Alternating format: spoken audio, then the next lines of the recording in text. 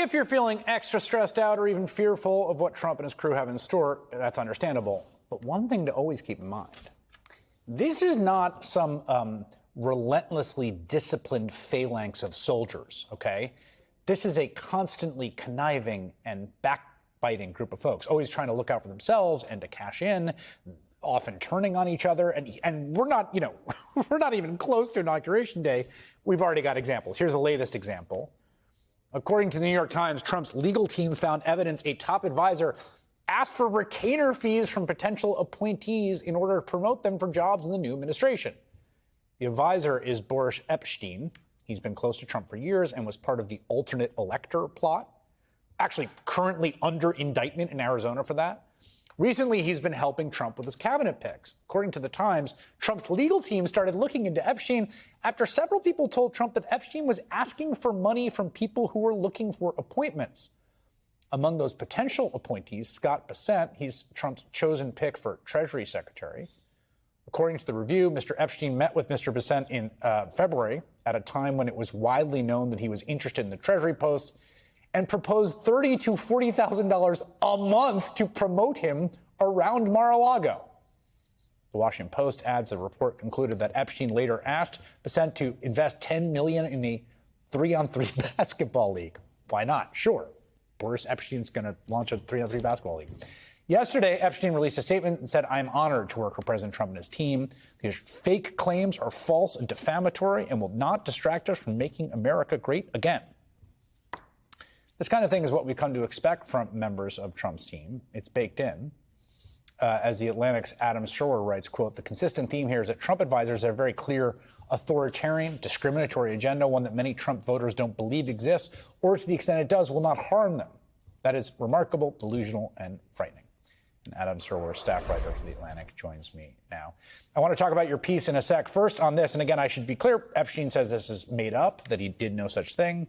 We know we have all sorts of examples of strange forms of influence peddling in the Trump circle through the many years that it's been there. There was accusations of people basically charging folks for pardon lobbying.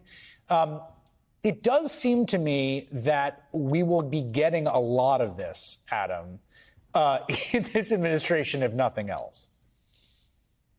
Well, I mean, this is what happens when you surround yourself around with these types of people. But I think, as they say, the fish rots from the head. And Donald Trump, the New York Times did an article about all the different industries that Donald Trump had gone seeking financial support for during the election. I mean, he went to the oil and gas industry and was like, you're going to do so well under me that you should give me $1 billion. And this is one of the places in which the brand of Donald Trump outruns the reality of Donald Trump around his supporters. They're all convinced he's so rich that he can't be bought when he's literally the most for sale president that has ever held the office. And when you consider the corruption of 19th century politics, that's actually pretty extraordinary. Yes. I mean, one of the things in corruption of 19th century politics is that you had politicians having rich donors buy them houses and buy them horse carriages and paying for everything for them. I mean, they were just completely in hock as a matter of, decades of the sort of worst forms of Gilded Age corruption. And it seems like we're headed towards something that surpasses that. Well, I think Donald Trump is a 19th century American politician in a lot more ways than one. That's a great point. We don't have to go into all the details here. But, yes, I mean, he's someone who, has more or less explicitly said that he will do favors for industries that support him. And I think when you look at how he's going to run his government, you can expect that that's how he will use the powers of the presidency. And that's precisely the problem with elevating someone like Donald Trump to an office that has such tremendous power. One of the things, one of the sort of themes I've been returning to a fair amount in the last few weeks since the election is a theme that was identified in 2004, particularly about the sort of ways that Republican politics, and particularly the Bush campaign, had kind of promised people one set of things they were voting for and then delivered something else when they got in office. And the biggest example is, we're going to be tough on the war on terror, and we're your representatives in this sort of culture war against the elitist liberals, and then we're going to privatize Social Security. And your piece is interesting because you're sort of identifying a parallel but similar tension in Trump's victory between how people that gave him the victory understand what they were voting for and what Trump seems intent on delivering them. Explain. Well, I think one of the things that the conservative media propaganda apparatus was very effective at doing was crowding out sort of these stories about Trump that might indicate his intentions being something other than fighting for the common man. So people sort of kept this, like I said, the brand identity of Donald Trump outran the reality of Donald Trump among the people who ultimately supported him. And, they saw him a moderate on certain issues, particularly abortion, where, he is not one. And so I think there's this perception that he's going to come in and he's going to fix the economy. And, all these things, all these warnings about authoritarianism, that stuff can be taken less seriously because, he didn't actually succeed at that last time around. Somebody will stop him.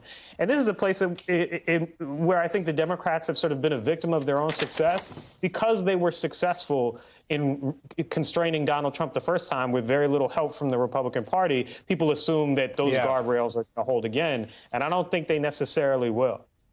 You're right. Many people who voted for him believe he will do only the things they think are good, such as improve the economy, and none of the things they think are bad, such as act as a dictator, or if he does those bad things, the burden will be borne by other people, not them.